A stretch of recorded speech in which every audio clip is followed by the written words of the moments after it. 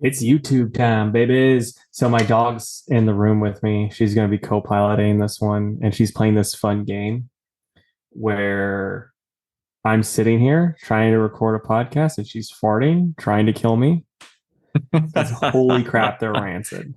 Her little belly hurts. That's just her normal farts, man. Like that's the worst part. It's just like, yeah, no, this is what you get. I'm sure you pay her back in kind. Nothing compares to that. Like the only thing that compares, and I mean, she doesn't listen, so I can say this, is like Breed was on a tear. I don't know what she was eating. We'd be in bed together, and Hallie would be with us, and I'd be like, "Oh my god, which one? What? Like, which one of you was it?" Because they were both lighting me up, and I was just slowly dying. Good thing you didn't light a candle, the whole barn would go up. Right? Well, anything before the Mad Lib? I mean, I can talk about my plunger experience that I texted you about. Go for it. So Bree was over, and I already knew she was using too much toilet paper to wipe after she peed because I had a like halfway full roll, and she was like, "You're about out of toilet paper." I'm like, "It's just me," and I mean, I poop a lot, but like not enough that this should be a thing. And so I'm like, okay, and then like at night, it's about 10:30. I go in. I kind of noticed there's like a wad of toilet paper like at the bottom of my toilet, but I'm like, I don't think anything of it. I just thought maybe she blew her nose and tossed it in there. And I poop and then I wipe, using just the finger method where you just have the one piece of paper and you go up there and you wipe and you clean your finger off. That common method. And so then I flush and it just kind of hits the bottom, hits right where that toilet paper is. It's like, no, we're not going anywhere. I'm like, oh no.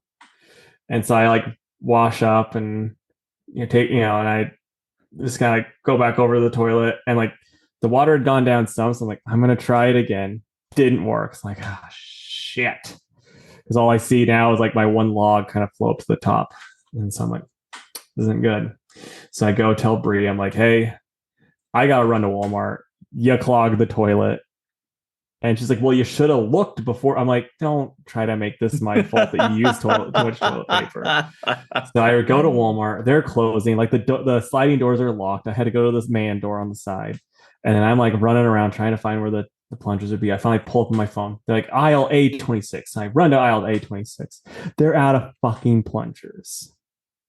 Guess what else is open at 11 o'clock on the weekend? Not shit Nothing. That has plungers. Yeah. Should have gone to the bar and been like, hey, can I get a plunger? And they're like, well, I don't know that drink. I'm like, no. The one in the bathroom. I need it. I'll bring it back. But so yeah, I went back home. And I was like, well, let's get ready for bed because I don't know what else to do. And I see like at this point, the water just kind of all sucked out of my toilet. So I just saw like toilet, like dried up toilet paper, dried up turds, just sitting there. I'm like, I'm gonna try it again. Because what's the worst that can happen? It overflows. Oh well. So I tried it again, and this time it just went away. I'm like, thank you, Jesus. So did you end up getting a plunger? Got a plunger today. Nice. So I'll be good now. What a time. I'm just glad I'm not on, septic. Because like my parents are on septic, and anytime that goes bad, it's like, hey, guess what? The basement's flooded. And you have to go, and it's like, water about this thick that's just shit and piss water that you have to walk through. Thankfully, I have never had to deal with that. It's one of those things where I was like, oh, this is so gross. And then like, you get shit covered hands once. You're just like, well, I'm kind of over it. It's like this disgusting stuff. It's just kind of, you're like, okay. Because I did help them with his leach field one time because he messed up. Like, because basically he was putting it. He had the backhoe, and the backhoe was really heavy, and he like put the outriggers on, and that's a lot of weight, and he didn't know the leach field was right there, and it just crushed that tile. So then we had to put in a new leach field. And so like I'm in the hole doing connection. I'm like, I have gloves on, like two pairs of gloves. I'm like, I don't want to get the shit all over me. The gloves ripped. And then I'm just like, so then I have like these rubber gloves just filled with shit water and my hands. I finally just took the gloves off. I'm like, fuck it. The seal's been broken. I'll just go in here with my bare hands and get this all done and then shower. I would have to wash my hands about 6 times to feel Yeah. clean. Like the one thing I will say, because it's not the same as like when you wipe and the toilet paper does go through, you get the shit on your hands and you feel like the most disgusting you've ever felt in your life. It's not as bad as that because this is like it's watery. So it's brown, smelly water that doesn't stick to your hands, if that makes sense. Yep. So it's a tier below, I'll say, than like proper shit. Right. All right. Well, after that, how about a Mad Lib? Yeah. Scatting it up tonight. Gaddy waddy. All right. This one's called Siberia, a warm welcome. Siberia is normally cold. Starting off strong. A verb ending in ing. Ooh, shitting. Okay. Got some poop on the mind. For the first time ever, it's not bucking. I know. Hopefully we'll get another one. Hopefully. A number. 69. I should have said a number 2. Plural noun. Shits. Turds is funnier.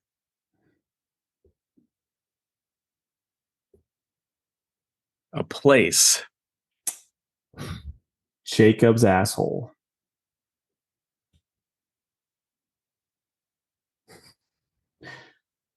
It's bleached for those that are listening right now.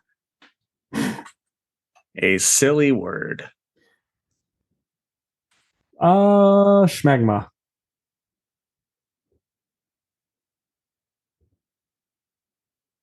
Adjective. Clean. Oh, god damn. Clean, unlike the air in your room. Yeah. I need like to put a purifier right by her butt. Plural noun. Let's go with balls.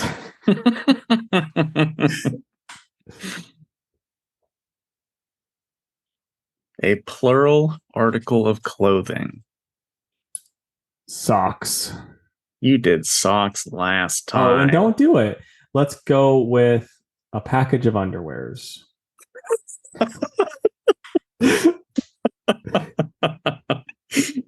Okay.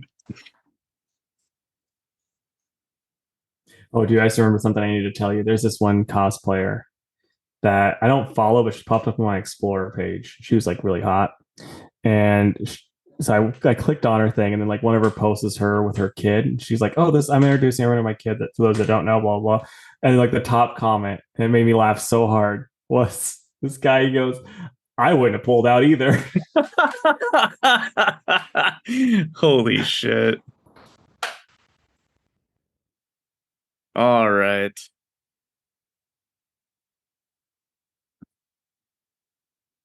Part of the body. Ooh, the schlong.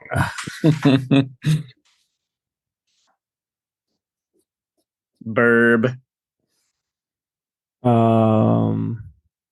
Shit.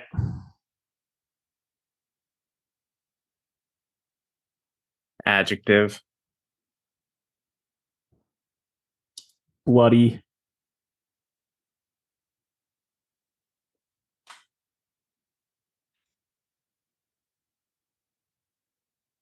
Another number. No repeats. Ooh. Well, I guess I'm gonna have to go with a number two because I don't do 420. Not a pothead, Me even though either. it's illegal here. Give It's us legal most places now, isn't it? give us 420,000 likes. Me and Jake will get high and watch Pineapple Express. Why not? A plural animal. Weasels.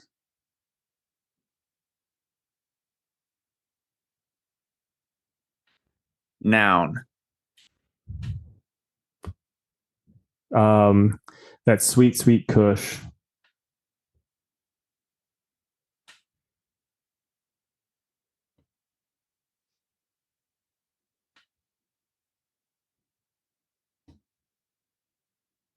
A first name. Let's go with John.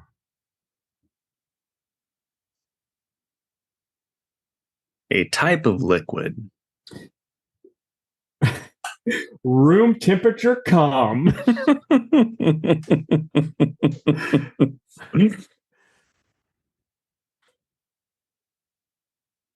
And a noun. Let's say volcano.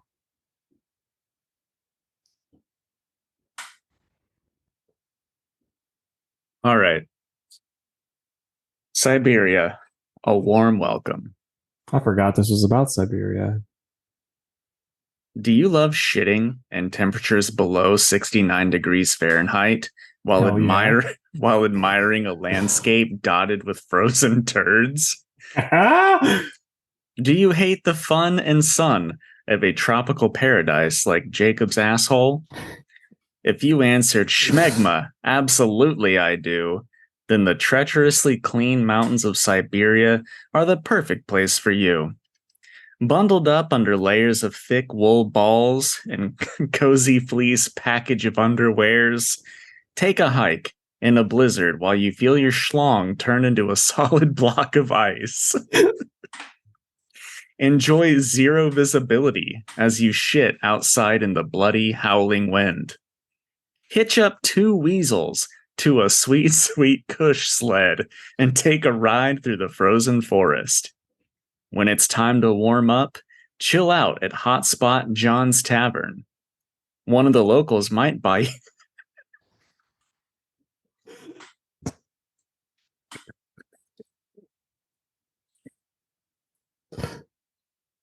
I think we all know what's coming here. Yeah, we do. One of the locals might buy you a round of room temperature cum. Mm. Or you can enjoy the tavern's signature volcano stroganoff. These are just some of the reasons why a trip to Siberia is so much fun. Aha. That was a good one. That was a really good one. Oh gosh. Every time I'm like, I've heard it all. I've heard all of these so many times. I can get through it with my pitch voice and I, not break. Yeah.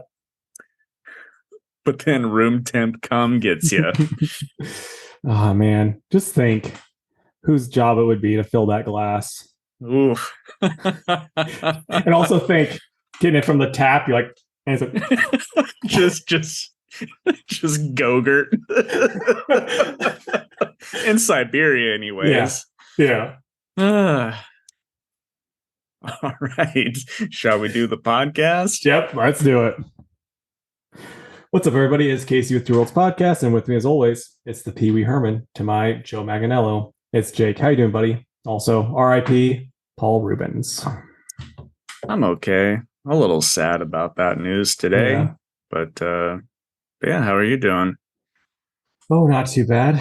Might die before this episode's over because my dog is lighting me up. She's like, I'm gonna lay in this room and just fart. And they are vile. I believe you. Did you watch the Pee Wee Herman, like the newer movie with Joe Manganiello in it? No, I did not. Oh, dude, it's genuinely funny as hell because like it's on Netflix, but Joe shows up in Pee-wee's town, and they become best friends. And then like He plays Joe, himself. yeah, and he'd be like, then Joe invites him to his birthday party, and so then like the whole movie's Pee-wee trying to get to the birthday party. That's at least what I remember of it. And so then like it like will cut to like Joe being like, oh Joe, it's your birthday. Why are you not happy? He's like, I just thought someone would be here, but they're not here, and just kind of ruined my whole party. And it's like it's so funny. I'll have to watch it. I mean, like most of us, I'm sure, used to watch them a lot back in the day, but not so much as of late. So Yeah. And I will say this. Probably he's probably in it's probably my top 8, I'll say, favorite superhero movies. He's in Mystery Men. oh yeah. Love that Yep. movie. Yep. I used to rent that every so often from Billy Lee's back in the day. Yeah. And then I'm trying to think. He was also in Batman Returns briefly. Is he? Yeah. He plays Oh, yeah. Penguin's dad. Yep. I remember that now. That's a solid movie. I think it still Mhm. holds up. Um, okay. Well, I have a fun story about something that happened to me over the weekend. Yeah. So I know a few of you know at this point if you follow my store Comic Headquarters on socials, but a really nasty storm blew through St. Louis on Saturday, and the wind was so bad that it absolutely shattered one of the huge windows at the front of my store, which is not cool at all. There was glass absolutely everywhere, inside and outside the store. But thankfully, I've got some really good dudes that work with me, and we were able to, and the help of my lovely wife and a friend of hers, we all got the mess cleaned up and got the window boarded up. And I talked to insurance today, so need to get a quote this week, and then hopefully it doesn't take too long for large glass to get there. We'll see. Yeah. But That's just crazy. I never would have thought the wind would have been that bad. like the window bowed outwards and then just came back and just Yeah. insanity. Fucking wild, dude. So yeah, it sucks.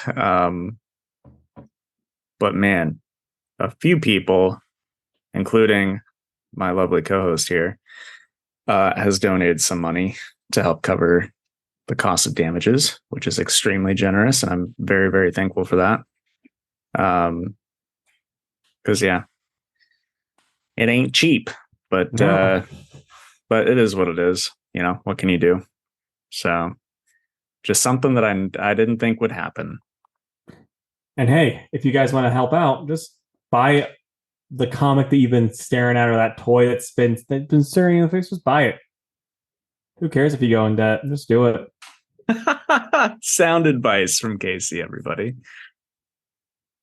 But It's like, I mean, you've got a pretty high graded first appearance of Wolverine. You guys should buy it. yeah, it'd look real good in your collections. Yeah. But I'm genuinely very thankful that nobody got hurt. That would have been a whole other can of worms. How much vacuuming did you do? Because I've always heard getting all of, and like the times I've broken glass and stuff, getting all of that out is so hard. I mean, I had a regular vacuum, and then a friend of mine, his sister brought like her shop vac. So we just had those two going, as well as just picking up pieces. Yeah. And you're like, Mike, take your shoes off, start walking, see what you pick up. The dangerous part though is that I don't even know if they do windows like this anymore, but like these giant panes of glass are in these like frames or like 1/4-inch frames that they're slid into. Mm-hmm.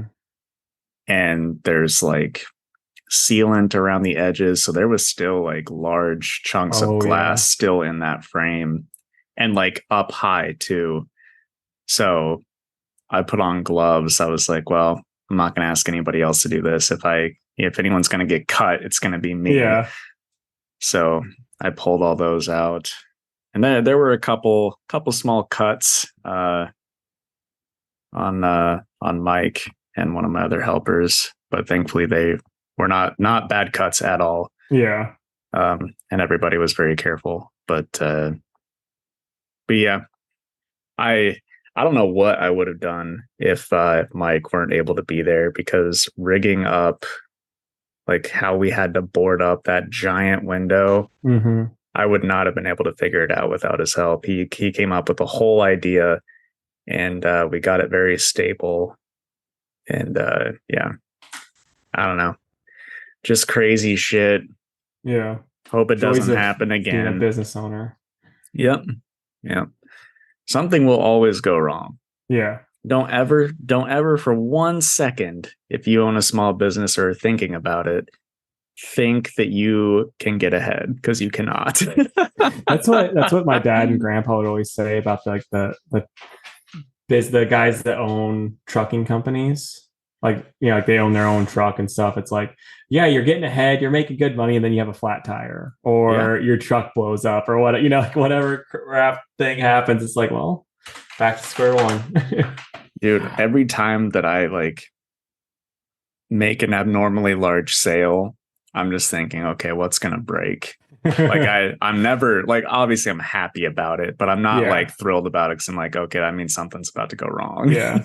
Speaking of like how easy it is to cut yourself with glass too, this is just kind of funny. We're swapping out windows for grandma in the basement, and like after we get a window out, I'll take it outside, bust the glass out, and then toss the metal frame in the metal scrap pile. And I was like hitting out the glass, and like a piece of the glass, this was like last week, piece of the glass flew out, hit my arm, and like it wasn't even like a sharp end, it was just the non-sharp end hit my arm. I didn't think anything of it. I get back in there, Dad's like, you're bleeding. And like my arm was just bleeding a whole bunch. I'm like, oh wow, that's crazy. I know. It's one of those things where if it clips you, it doesn't feel like a cut. It just feels like you brushed it, and then you look down and you're just dripping blood. So yeah. Anyway, we'll get into our news here. Yeah. Although, wait a second. I think we had a comment. Well, while I try to find it, I'll talk about one of these little things here. So I don't know. I don't think it was last episode, maybe the episode before, we were talking about Fantastic Four casting rumors. And I saw earlier that Adam Driver reportedly passed on playing Reed. He says that he could not connect with the character. I don't know. I mean, I guess that doesn't really mean anything. He could just be saying that, or maybe he did feel that way and we're not getting him. I hope we don't, as I've already stated. But that's the news so far on that. Any thoughts there? I saw it too. I wasn't hot on him being Reed anyway, so it doesn't really affect me too much. I did see another like Fantastic Four rumor type thing. Your boy Cillian Murphy, someone asked him if he would be Doctor Doom, and he's like, if the script's there. So I think that's code for, I do adult movies, I'm not going to do a comic book movie. Yeah. Well, I don't really want him to. Like, I really genuinely loved him as Scarecrow. Yeah. I don't need him in anything else personally. Yeah, he was awesome as Scarecrow. I think he's not my first pick for Doctor Doom anyway. I think he would be, like, if you wanted to have like a really good Green Lantern movie, cast him as Sinestro. He would be outstanding. It'd be completely different than him as Scarecrow, but he's so good that it would actually work super well. Yeah. I you started to say Green Lantern movie, and in my head, real quick, I was like, which lantern is he gonna say he should play? Yeah. I don't like the only one he could be would be, in my opinion, is Hal, and I don't like that at Yeah, all. same. Speaking of his movies, though, I did see Oppenheimer last weekend. I don't think I talked about it on last week's pod, did I? Mm-mm. Okay. It was good though. Really good. Um, I went to the Alamo Draft House for the first time. Ooh, that's So fancy. it was fancy. It was pretty cool. I thought like the ticket was expensive. It was like after fees and everything, it was like $22. Um, but the popcorn was like $9 and it was free refills. So I guess it all just kind of comes out in the wash, you know what I mean? Yeah. But like if I ever go see like a serious drama again, it will be there because Yeah. I don't know how you could watch a movie like Oppenheimer in a standard theater where everyone's being a total fucking shithead. You know what I mean? Like you Yeah. really need to pay attention to what's being said for the 3 hour long movie. Yeah. Um, but it was really good. Kind of depressing. There's some depressing tones there, but I suggest it if anyone is on the fence about it and care I about my opinion. I want to see it. I plan on it. It's like getting that 3 hour window when I have Hamtaro to watch. It's kind of hard. I understand. I understand. But I forgot, like, because you guys just got the Alamo Draft House kind of recently, right? Kind of recently, I think within the last year or two. Okay, because I remember like 2 years ago, they were showing Alamo Draft Houses were showing Godzilla movies, and like there wasn't one in St. Louis yet. Mm-hmm. But if they do that again, we'll do a Two Worlds podcast for live from Alamo Draft House, and by live I mean we'll just watch the movie and then maybe talk about it. Probably won't. Yeah. No, that would be super fun, man. I would love to. Hey, maybe we could see -1 there -1. Oh or yeah, yeah, plus yeah, whatever that is. yeah, yeah, yeah. I mean, hopefully it's gonna be there. I mean, I have a feeling like the closest for me will probably be Savoy, but if it comes to Alamo Draft House before that, I for sure will. I'm Yeah. gonna see it a bunch if it's good. Yeah. They well, where I saw Oppenheimer is they have one theater that's called the Big Show, and it was played in that one. So it's like hopefully if they're gonna get Godzilla, it'll also be in that one. I doubt it, because like Oppenheimer, it's like yeah, and everyone's talking about it gotta be on the big screen, but with Godzilla, it's like we gotta make our money, so we'll put that on the smaller one and have Oh well, I guess whatever it also Marvel movie. depends. It depends on what else is out at that time too. Yeah. So, all right, I found that comment. All right. It's from Preston.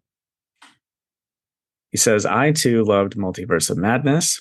Marvel movies are so paint by numbers now that it was super refreshing that Raimi got to make it different. Also loved hearing that the new Blade Run is good. Super excited to read that one and then put it up on my wall. Love that variant. I think he picked up the Peach Momoko variant from me. Oh, okay. But yes, thank you, Preston. Blade was really good. Let me know what you think about it. And I also had a couple other people that came into the shop this week and said that they liked Multiverse of Madness too. So maybe it's only the little shits on Twitter, or X now as it's called, that don't like it.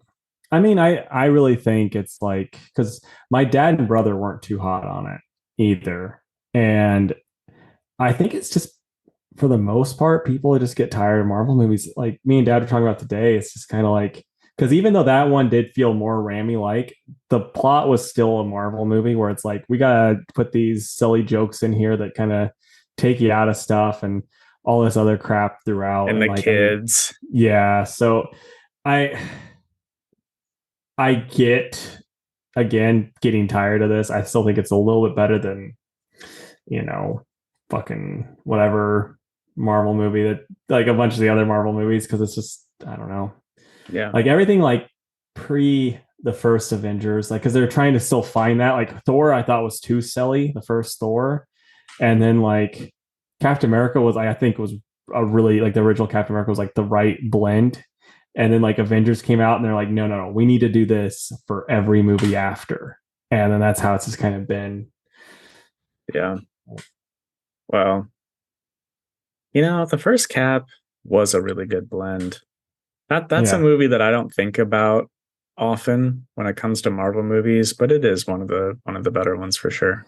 yeah. No, that's on my top of my list. Even though Chris Evans is just the blandest human being on the planet.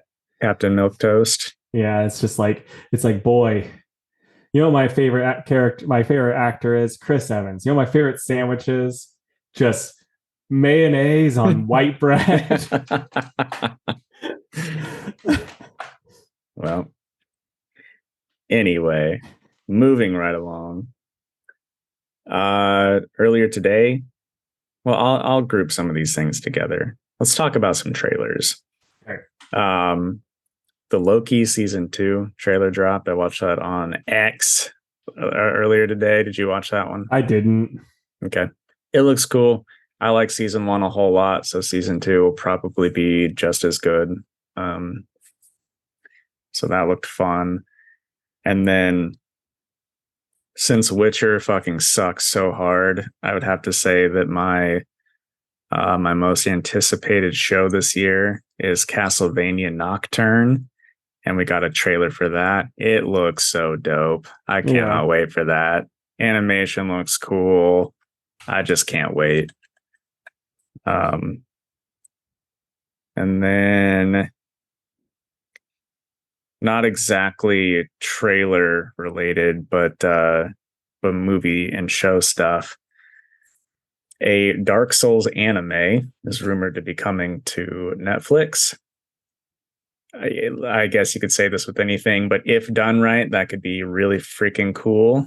I really like all that Soulsborne stuff, so I would like to see a proper anime done in that sort of style. And then a new TMNT animated series is in development at Nickelodeon and Paramount. Does Paramount play Nickelodeon? Yeah, I think guess. Paramount owns them. Okay. Because when that new Rugrats came out, Mhm. that no, everyone was like, "Why are you doing this?" When that came out, Paramount had the run of it. I gotcha. Does that excite you at all? I mean, the last one I heard was pretty good, but the animation sucked so hard I could not get behind it. So, Yeah. If they keep going that route, I'll be less and less excited. Well, I wonder if it'll be something different or if it'll like match the new movie, It'll probably be a little bit different than that, but probably closer to that than, the other. Yeah. Okay. And then last little show thing. Movie. Beyond the Spider-Verse has been delayed indefinitely to the surprise of absolutely nobody. Yeah. Okay, so I got some news. Donald Glover and his bro are signed on to write a Lando series for Disney Plus. Might be good. I know people really like the stuff that Donald and his brother wrote for Atlanta. So, and it might be, like I said, might be good. I think Disney's just like, let's see if we can get something else from Star Wars to work. Yeah. He was good. Check that out though. Yeah, I will. He was good in the Solo movie. So I don't know if him being good in the Solo movie will translate to him writing a show about that character. Yeah. But we'll see. I feel like Glover is decently respected in multiple areas of media. So yeah, just have to give it a shot, and if it sucks, then it's for sure going to do well. People on Twitter will love it. Yeah, you're probably right. Does he still rap? I think if he wants to, he will. But it's not like an active thing. He just does what he wants. I think, yeah. Gotcha. Sorry, we're gonna keep going. Yeah, I'll just talk about this really quick too, because this is another little tidbit.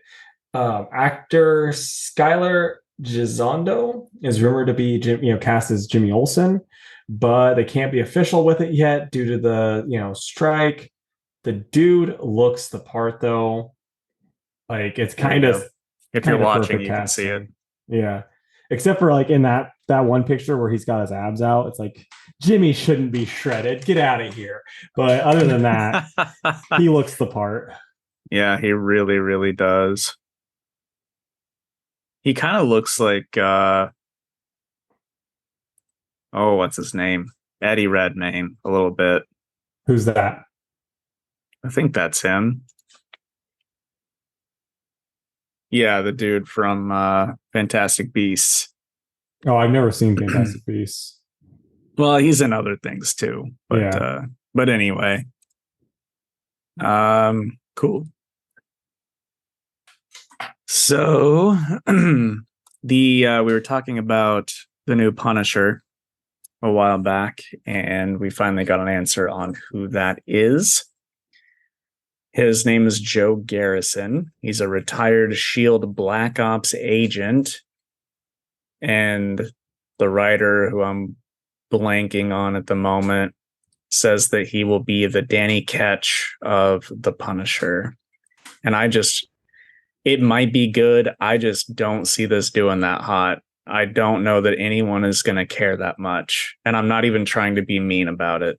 Yeah, like part of me kind of wants to check it out, but it's also like comparing it to Danny Ketch is kind of stupid as all hell because I mean it because it's not like, a demon's possessing him to be the Punisher. He's just killing people.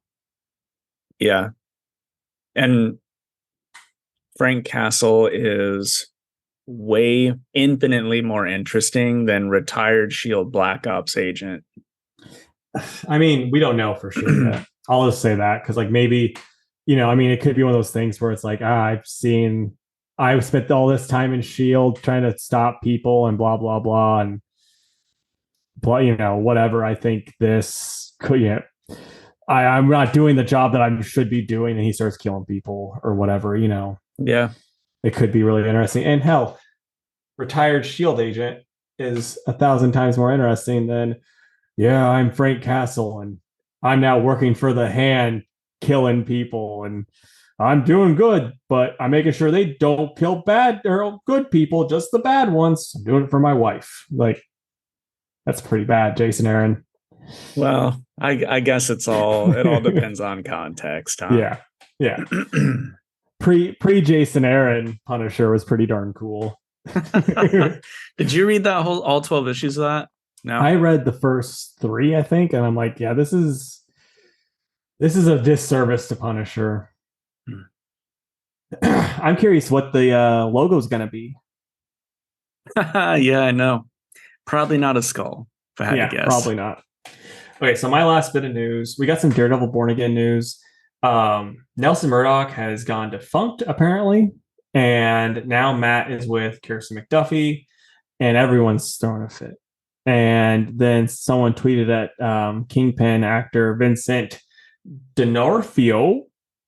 Probably mispronounced that, Vincent. I'm sorry. Come on here and tell me I did it wrong. I think it's D'Onofrio. I don't think there's the R in there. But he responded saying, patience, patience. So we'll see.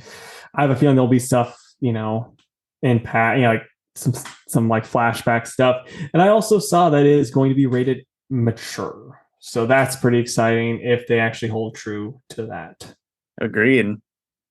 I think it's one of those Fallout memes where it says everybody liked that. That's one of those things. Yeah. Not the first part, not that Foggy and Karen are gone. Right. I still think Foggy could come back. I hope they both do. Yeah. All right. So a new DC title was announced. We've got Tom Taylor and Ivan Rice doing a Titans Beast World. And here's the pitch. The Titans must act to save Beast Boy from being Starro forever. And it's going to be a crossover title between Titans and Nightwing, along with a Titans Beast World Alpha and Omega or whatever. Holy shit, do I not care about that. And it's already a struggle to read Nightwing as it is, but now I have to read a fourth of this stupid crossover. Just skip them. Yeah. I mean, yeah. I won't skip collecting, but I will skip you got to reading. complete it. But yep. just skip it. Yeah. What's the most Nightwing comic that you've ever had where you have to collect it because you're a completist, but you hated it?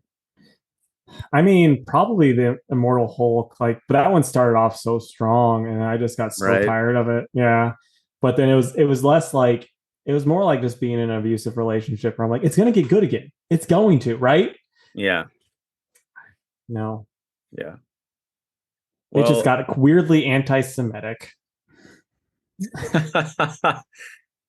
I don't know. It's just like, okay, Beast Boy's turning into Starro.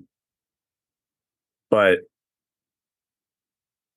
I could be wrong. I thought Starro was one character. But this is making it sound like he's turning into a Starro.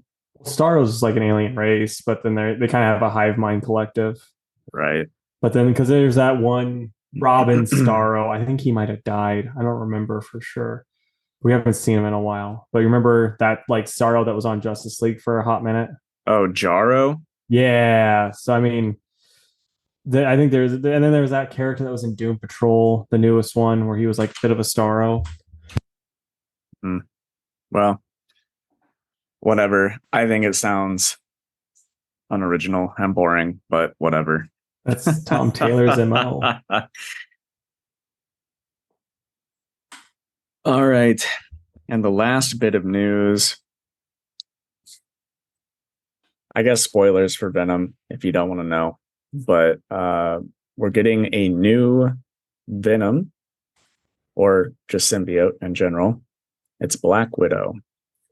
She was, it happened at the end of this week's Venom, where like some symbiote just like drips onto Black Widow, and then there was like they call them spoiler variants. You can't see it when they're on the order form. They just show up and you get what you get. But it was actually I'm gonna try to find it.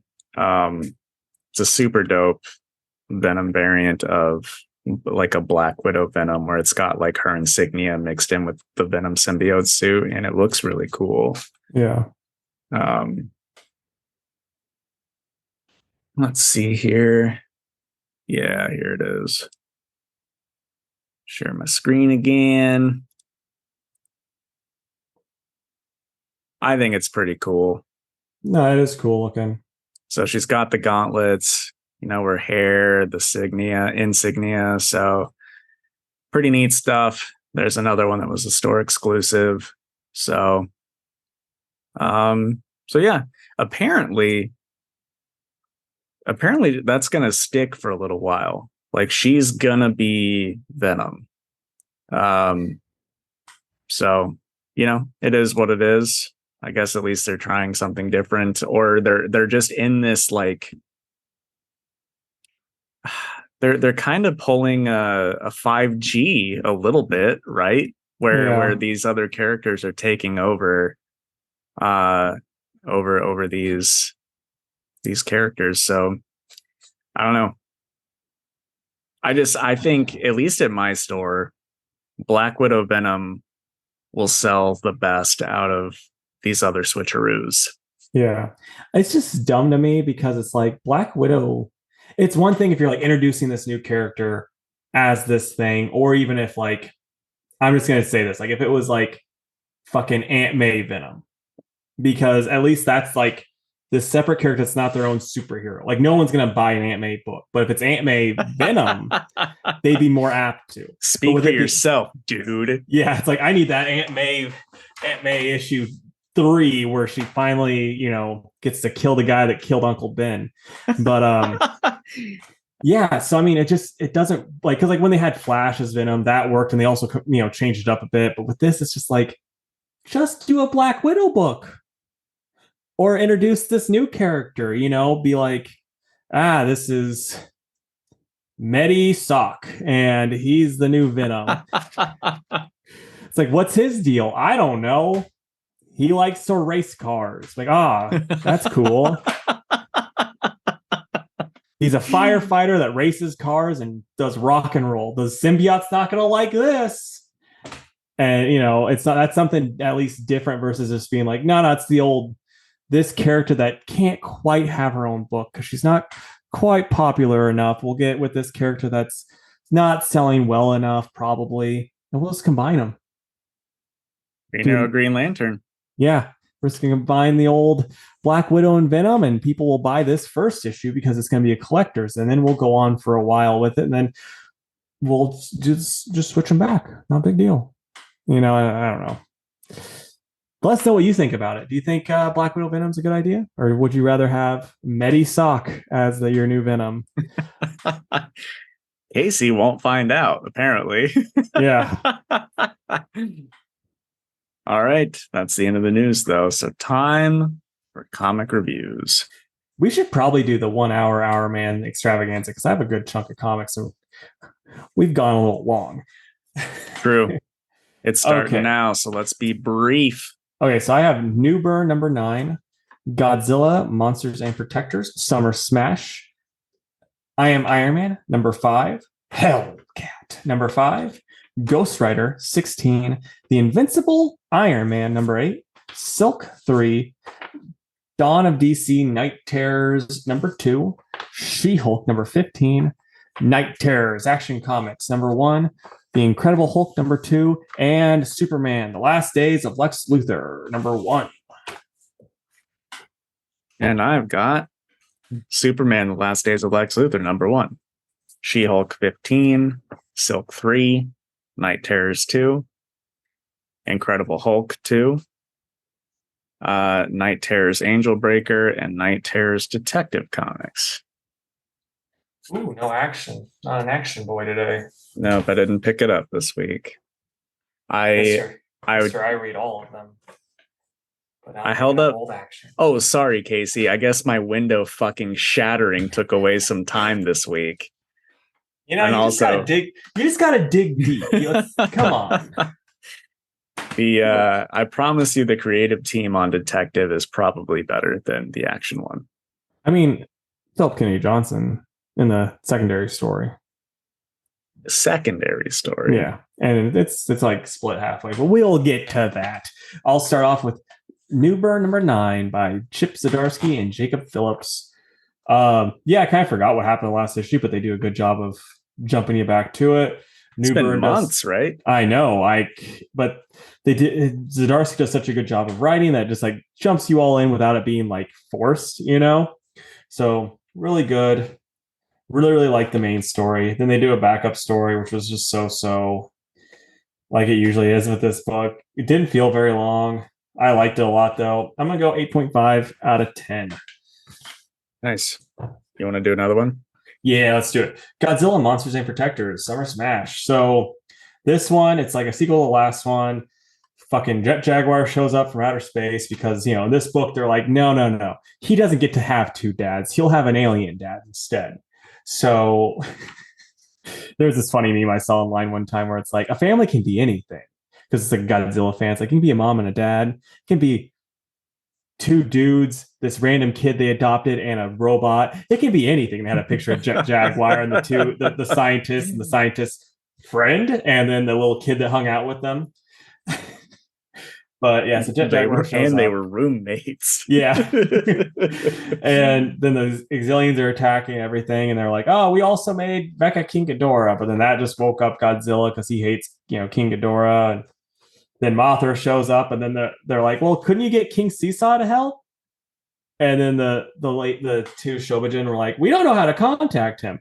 Just talk to the girl that's in their class. That's what you did last time. Am I gonna be mad about the about like the Yes. stupid stuff in a children's book? Not really, if I'm being honest. But it's just one of those things too, where it's like Jet Jaguar and Mothra are both fighting, Mecha King Ghidorah and Godzilla, and they're kind of losing. And then Godzilla's just like, I'm just gonna try harder, and he just walks up, rips his head off, and it's like, we win. And then they're Nice. like, oh, well, now you have Jet Jaguar to protect the Earth, so you don't need Godzilla anymore. So he's just going to go to sleep. And you better hope he never wakes up again, because when he does, and you Earthlings are still fucking up this planet, he's just going to kill you all. So Mothra is going to protect you. King Caesar might protect you. And if we can ever find the girl that talks to him, and Jet Jaguar is here to protect you too. And they're like, okay, cool. So then Godzilla just goes to sleep. And it's like, well, I guess this series is done. SummerSlam indeed. Yeah. So the fight was pretty rushed, but it's still solid. I mean, I would recommend it to a Godzilla fan. I'm going to go 7 out of 10. Okay. I will talk about Night Terror's Angel Breaker, number 1. It's written by Tim Seeley with art by Aki Bright. It was okay. Angel Breaker is a likable character, at least when she's written by Tim Seeley. Also, Raptor from Nightwing was in it. I don't really care about him. He's just kind of angsty and there. But some pretty cool, creepy stuff happens. There's like this weird little clan with, or cult, I guess, with children initiates, which is a little weird. I didn't know much about Angel Breaker. I'm just like, she's a pretty cool looking lady, so let's check it out. I know nothing about her. Yeah, well, her sword. So like, at one point, these people are shooting guns at her, and her sword lights up and like stops the bullets and sends them back. Oh, nice. So that's pretty neat. But anyway, yeah, nightmare stuff happens. It ends on a cliffhanger. Angel Breaker is scared. We'll see what happens next issue. It was okay. I give it like a 6.5. Might check out the second one if it's a light week. Right on. I will say this about Tim Seeley. Raptor is such a dang cool character when he was in Nightwing, but then ever since, like when any other character, writer tries to write him, it's like he's losing something there. Yep, I agree. But he was pretty awesome in Nightwing. He was very formidable. All right, and then I Am Iron Man issue 5, and this is by Maria Aodel and Dutan Akande on the art. Art's still awesome. Story's good. Basically, Iron Man is like when he almost dies, his body will get, he has like backups and stuff, memory backups. And so then there can only be one Iron Man. So then he does this stuff to try to like get rid of the other ones, and they kind of kill each other. And it's neat. The one we follow around ends up dying from a different one. And it's cool. I like it. It's the last issue in the series. It's a perfectly fine issue, but yeah, the art's really good. This is like the series started off with something where I was like, if you're even not an Iron Man fan, I think you'd appreciate this. This one, I'm like, it's kind of varying towards less people will like it, I think, but it's still good. I'm gonna go probably closing in on a 7, but a high 6 out of 5 or 10. I mean, it's like, damn, you loved it then. Yeah. I have one more other than Yuchi's, so do another one. Night Terror's Action Comics. And so, yeah, we got Power Girl, No Strings Attached by Leah Williams and art by Vasco Georgiev. And yeah, this is fine. Supergirl's having some nightmares. And then it's like, Power Girl. And then it's like, oh, another nightmare. And then another nightmare. It's just like, I get so tired of these books. I really do. And this one was like one of the more annoying ones because it's just jumping from nightmare to nightmare, but then it's also like Power Girl's in this weird thing that like it cuts to her like in a like sleep pod at one point, and I don't know, it's just kind of dumb because it's like it shows this part because it's like her being here, like that's supposed to make like that shouldn't matter where she's at. Like they cut that. It's like the whole Night Terrorist thing is going on. But yeah, the art's nice in that issue, and there's some cool stuff. And like I like that this one, like there's some of her nightmares where it's just her like going on a stage and having to act stuff out. It's like that's like a normal nightmare for a person versus Yeah. it just being like, no, these guys are cutting their eyelids off so they can't go to sleep, like that type. So it's like, yeah, I get that. That's fun. And then the other story, it's by Philip Kennedy Johnson and Miko Suan and Fisco Osio, and it's called The Stuff of Nightmares.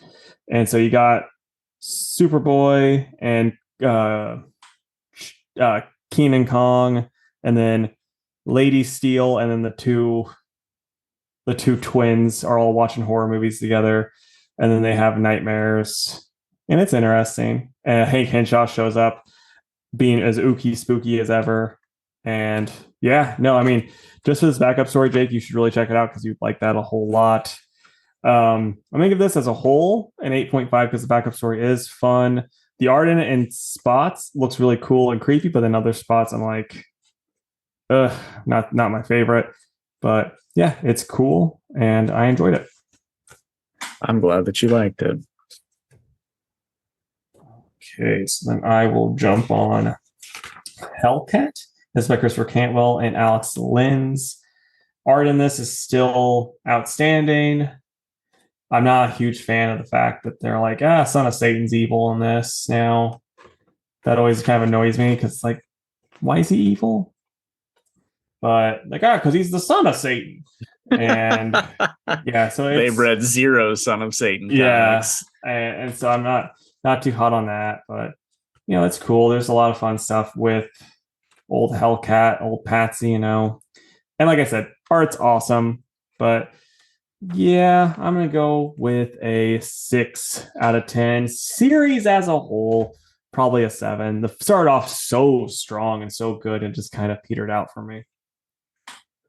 Right on. Okay. I can do my final one. Night Terrors Detective Comics. It's written by Dan Waters with art by Riccardo Federici. And this book was awesome because it was Dan Waters writing Commissioner Gordon. It was a Gordon book. And, you saw some of the creatures and stuff that Federici drew during the Warworld stuff.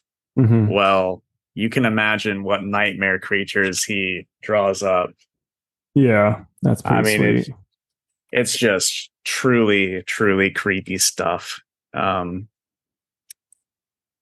was one page in particular that I really wanted to show here. Yeah, this is on the final page. Oh, dang. Yeah. That's like my sleep paralysis demon. You should seek help.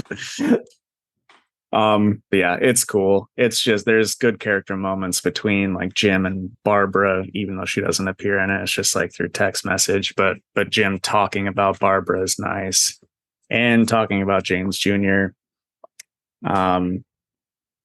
But yeah, these things are terrorizing Gotham and like transforming people into monsters.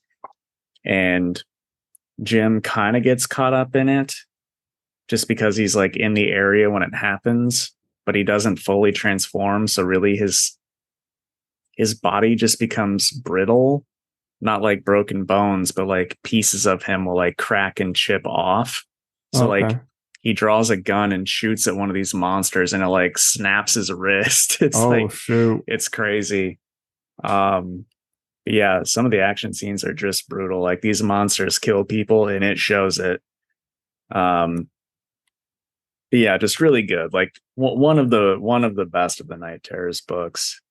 And also it does a little callback to the DCU era where Jim was in that Batman mech suit as Batman, which doesn't really get talked about too much anymore. It looked like a big bunny suit because it had the dumb ears. It did look like a bunny suit. It looks fucking dope when he draws it though, because it's just like a proper mech suit. Yeah. But anyway, it was really, really good. I will absolutely be picking up the second one. I'm going to give this a 9 out of 10. Right on, man. Okay, so Ghostwriter 16 by Benjamin Percy and Chris Campana. And so this is just kind of like a one-off story. You get all three Ghostwriters, Danny, Robbie, and Johnny, and they're all just driving and they pick up a hitchhiker. Hitchhiker takes control over them and then kills a bunch of these similar demons because he wanted to be the only one, basically. He's a skin demon. And then it cuts away. It's like, oh yeah, this guy's gonna be the new big bad for the next, in the coming, because the next thing is gonna be Ghost Rider with Wolverine, which I'm super pumped for. But it's pretty cool. I mean, you don't get much going on with character wise. It's just kind of like, oh yeah, this is what happens. This guy kills all these people. Like, okay, cool. So yeah, I mean, like I said, it's very much just kind of like, here you go. You're like, okay, that's it. Yep. Okay. So that's why it is getting a 6 out of 5 or 6 out of 10. Brain's not working, but it's a 6 out of 10. It's perfectly fine. And I'm so excited for Wolverine Ghost Rider. Are you actually? Yes. It's going to be so cool. Nice. It's going to be so stupid. If it's anything like that Ghost Rider book where Wolverine was there and they were just like riding motorcycles, being cool guys. Oh, I'm in. I bet it's going to be a lot of that. I'm so excited. Okay, so The Invincible Iron Man number 8 by Gary Duggan and Juan Frigeria on the art. Art's real good. Yeah, Tony's fighting the Iron Man Sentinels. Really cool. He teams up with Emma Stone or Emma Frost, not Emma Stone. Emma Stone's not in this book. I was going to say that acting. Is really weird. But yeah, so it's pretty cool. And I like this book. I like Iron Man. Yeah, excited to see where it goes. I'm gonna go 8 out of 10. Right. But boy, it'd be a 10 out of 10 if Emma Stone was in this book. Okay, what order do you want to do these in? We can just do it as I have them sitting here. Let's go Night Terrors, Silk, She-Hulk, Hulk, Superman. Sounds good to me. All right. That's so bussin'. For real, no cap. We've got Night Terrors in number 2. It's written by Joshua Williamson with art by Giuseppe Camuncoli. Much like the rest of Night Terrors, I'm sure I like this more than Casey, but I genuinely thought that this one was a pretty good time. No, this one was awesome. This is what you want. It's not like the other books where it's like, ooh, spooky dreams. Like, this is actually plot. So it's a lot more enjoyable than the other ones. Mm-hmm. Art's real good. Yes, real good. It is. It's crazy to me because and you said, because I didn't check, this is just one dude doing all the art? Yeah. Dang. Oh, no. I didn't think so because it's like it all looked different. Stefano Nessi and Caspar Wingard as well. Okay. Because, yeah, no, it switches up and it's pretty awesome. I like really, yeah. No, sorry to interrupt you there. No, it's very good. Yeah. The Wesley Dodds stuff is great. I love the character design. He just looks so damn cool all the time. But I like how he's written. I like a good throwback to an early adventure. Like the little flashback scene is pretty neat. I don't know. It's just good stuff. And in the end, where one of the knights does that thing with Red Tornado, like I don't know. I think this book was killer. It was just a good time. Yep, I agree, dude. Like, I wish the rest of the Night Terror stuff was actually this good because it's really not. But yeah, I'm at a 9. I loved it. Yeah, I'm at a 9 as well. And it might be the pick of the week. It's tied with one other one that I've got. Yeah. Okay, so next it's Silk number 3 by Emily Kim and Ig Guara on the art. We do get some swashbuckling adventures. Jake had to have been happy about that. He was happy. and we get some Wong action, which Casey's happy about that. But other than that, what did you think, buddy? Well, I need to take a hot second and just really voice my appreciation for the Captain Silk design. I think it was cool as hell. Yep. Um, would absolutely read the Captain Silk miniseries that we're never going to get. Yep. But it really does make me want to get like a proper commission, like a Captain Silk commission or other characters as pirates. Because man, it was just fun. Speaking of characters as pirates, there was a old it was the old like X-Men cards series that came out. They had a Halloween ones, and Wolverine was a pirate. Oh, really? Pretty cool. I'll have to Google that. But yeah, I think it was pretty fun. A lot of it is fillery. You know what I mean? Mm-hmm. Like there's still small bits of story happening, but the background stuff with Saya and the other dude, it's been the same with them for all 3 issues so far. And so I don't know. I guess I'm just ready for like more meat of the story, if that makes sense. I mean, you're gonna get it with the next issue, like because that's the thing. Like, I kind of disagree with because like the last issue, they're trying, or the first issue, it's like, oh yeah, we're just kind of into this story. That's noir. Second story, it's like, oh, Silk's picking up on it. We kind of see more what's going on. This story, the brothers, he got wonged, and then and then the girl's now a demon. Spoiler alert for the end of this issue. So it's like they're at least progressing with different things like that's happening to him. It's not like, and like how you were saying, in my opinion, it's at least stuff's happening with them. Yeah. So it's just been kind of a slower burn. Like it probably could have happened in 2 issues. Right. But, well, I think that this one was much better than issue 2. Yeah. Because it is slowly getting there. But I don't know. It feels like we see a lot on the pirate ship, but really it's just kind of 2 big action scenes and the rest is just kind of her jumping around a ship. But whatever. I'm not going to complain. It's a good book. I'm just excited for the next issue to see where it goes. Yeah. Emily Kim's a very good writer. Yeah, totally. She gets Silk, I think. Yeah. So I'm personally at a 9 for it. I liked it a whole lot. I'm probably good. I'll say 8. Okay. Also, I looked up that card. It's awesome. Yeah, right. There's others like Beast was Benjamin Franklin. I remember that one. Colossus was a vampire.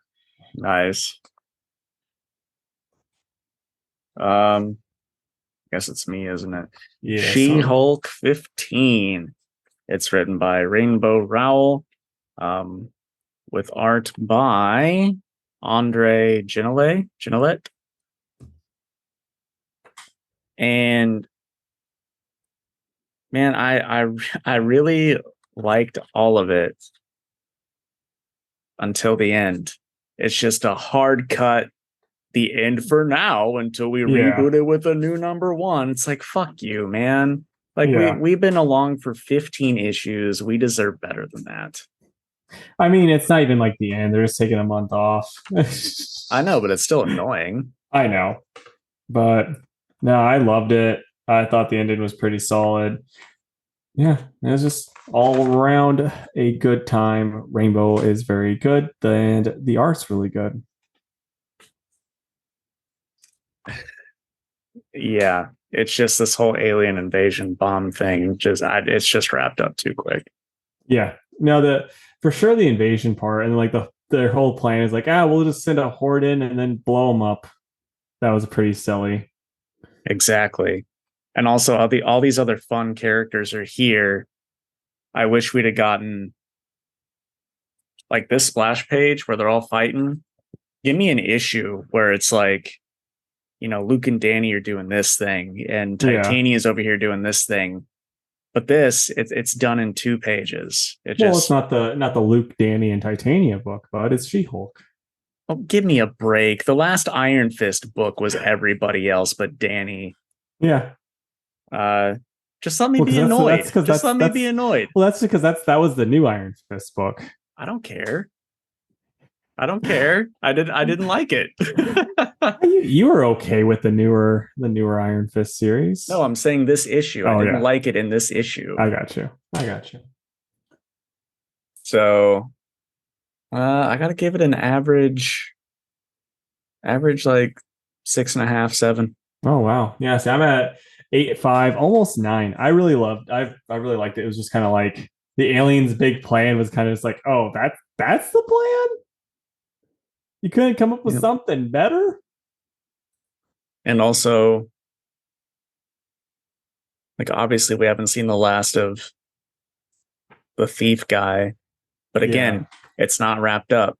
And yeah, it'll continue in Sensational She-Hulk, but it's a pretty dumb ending for the, you know, She-Hulk trade that's going to come out. yeah. But whatever. Oh, right though. It is Incredible Hulk time. And this is by Philip Kennedy Johnson and Nick Klein doing the art. Yeah, it's pretty ooky spooky. It was interesting. Ooky spooky. Yeah, I mean, it's got some dead stuff, all that type of things. Did you have like any big key takeaways other than ooky spooky? I honestly loved it. The dream parts with the little girl, and then also with Banner and Hulk, like Hulk basically telling Banner to go fuck himself. Yeah, I thought it was great. The big spooky bird that Banner's trapped in just looks awesome. Anytime Banner catches Hulk in his reflection, I think is cool. And you know, like you said, the Yuki Spooky zombie church crowd is cool. And you know, next issue is just going to be a slugfest. So yeah. I loved it. I liked the first issue a lot. I like this one a lot.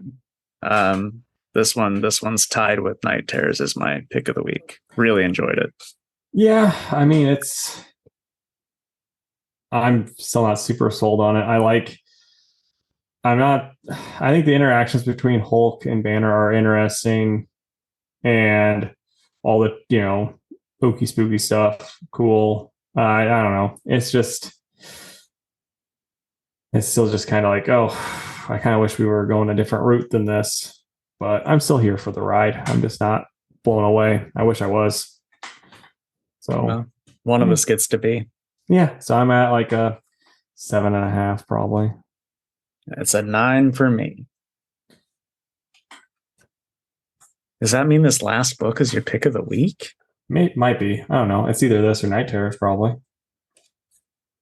Okay. We've got Superman, The Last Days of Lex Luthor, written by Mark Waid, pencils by Brian Hitch. So let's hear your thoughts. I like it a lot. So yeah, basically, Lex is dying, and he is just such a douche. But he has like all of every TV. Everyone sees that Superman agrees to help him because Superman's a nice guy, and they do all these different things to try to help him. And it also cuts to flashbacks of when they were in Smallville together. And I don't know, him and Lex knowing each other from their Smallville days, I'm always kind of like, on it. And then like the one thing I didn't like, there's a part where they go to the Phantom Zone and like they can like Zod can solidify himself and like not solidify him, all that stuff in the Phantom Zone. And like they're just like, get out, Luthor. And they pushed him out with their like combined will, which I thought was kind of dumb.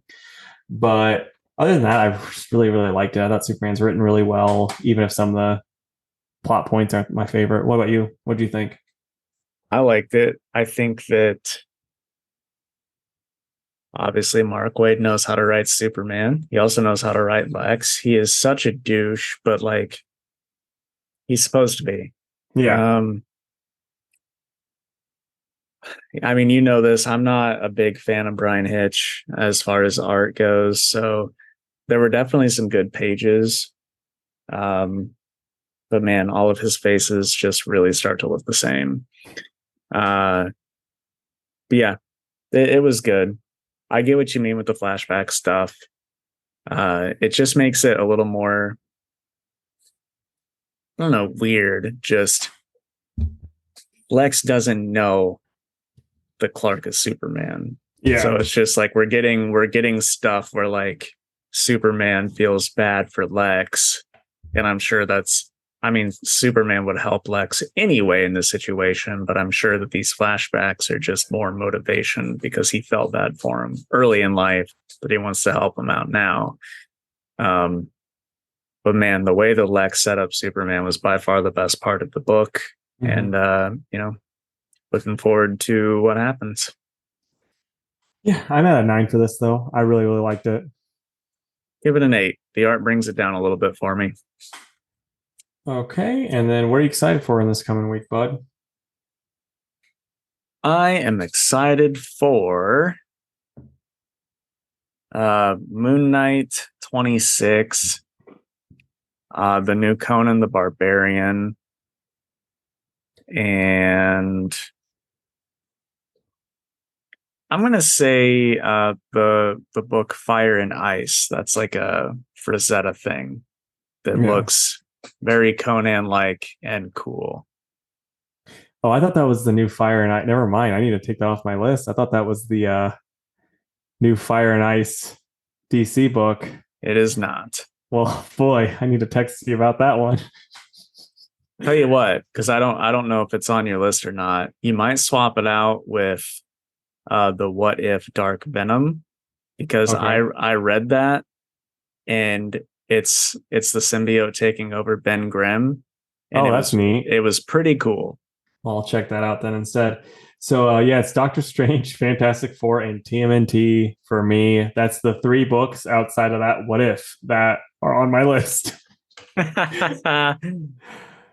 But it's Fantastic Four time. And so I had one, and then I remembered X happened. They changed Twitter's name. So I was like, well, let's just go with like 4 name changes or character changes or just regular comic changes in general that you're like, this is dumb. Why would you do this? Okay. We talked about one earlier. The Commissioner Gordon becoming Batsuit or bunny suit Batman for a little bit. That was pretty dumb. I'm trying to think of like a name change. Ooh. Fate, the 90s DC character where they were like, let's freshen up Dr. Fate and make him an Image character. Really dumb. I don't go. Feel free, so I'm not just sitting here.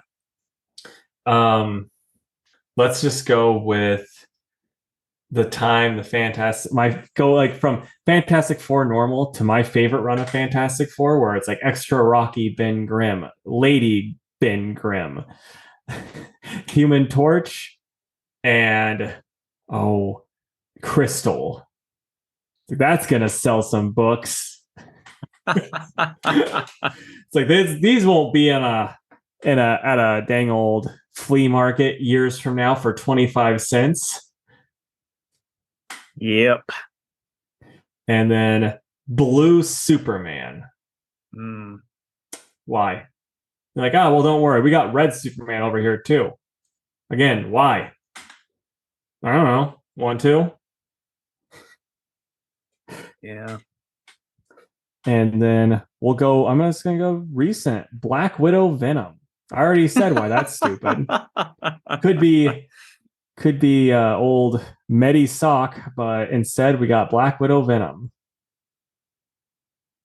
I thought of one. Anytime they do death of a character. Yeah. Like I think it was fine with Superman. And I'll even say death of Captain Marvel, because I was the first one to do it. Yeah. But after those 2, no way. Yeah. And I don't know. Let's try to think of something. I know when they were like, hey, you remember that Peter Parker you've had for like 20 years at this point? That wasn't the real one. That's a clone. And then they're like, actually, the clone was the one that we told you was the real one. Like, oh, why'd you do all this? I don't know. Yeah. I know. I was trying to think of another one too. I was thinking like, man, I don't know. Wait, here's another fun one. Punisher. You know, the guy that kills bad guys. He's the boss of the hand now. Okay. Why? Well, because people were doing images with Punishers on there, and they were then shooting up schools, or they were cops that were like, thin blue line. And so it was like, let's instead make him kind of a bad guy, but not all the way commit to it. Oh, okay. I just thought of my last and biggest one. The biggest change I hate more than anything were the rules for picking up Mjolnir. Oh, yeah. Yeah. All right. Closing plugs? Let's plug it up. All righty. Guys, if you would, check us out on Facebook. It's facebook.com/twoworldspodcast. You can also follow us on Twitter, or X, I guess it is now, at 2_worlds_PC, and on Instagram at 2worldspod. You can email us at twoworldspodcast@gmail.com. And if you would, head over to our YouTube channel. We're Two Worlds Podcast on YouTube, and subscribe. Tell your friends, say, hey, listen to this. But we love to say in chat, I'm throwing a big old birthday party and I'm waiting for the guest honor to get here. Bye, guys. Bye.